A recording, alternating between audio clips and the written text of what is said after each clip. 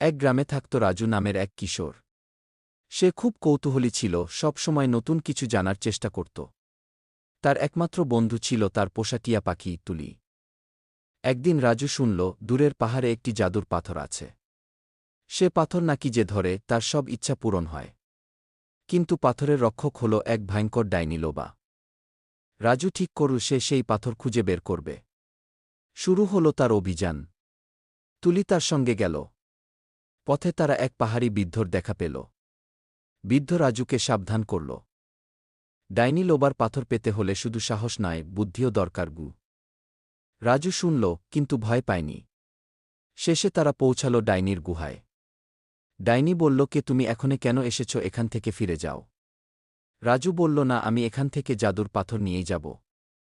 ডাইনি বলল, যদি আমার 3টি ধাঁধার উত্তর দিতে পারো, পাথর তোমার হবে। না পারলে চিরকাল আমার গুহায় বন্দী থাকবে। তুলি আর রাজু মিলে ধাঁধাগুলোর উত্তর দিল বুদ্ধি খাটিয়ে। ডাইনি হেরে গেল, আর রাজু পেল জাদুর পাথর। কিন্তু রাজু কিছু চায়নি। সে বলল, আমি শুধু জানতে চেয়েছিলাম আমি সাহসী নাকি ভীতু। এখন আমি জানি আমি সাহসী গু। ডাইনি তার সাহস দেখে হাসল।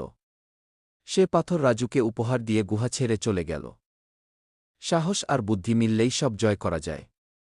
আর সবচেয়ে বড় জাদু হল নিজের ওপর বিশ্বাস।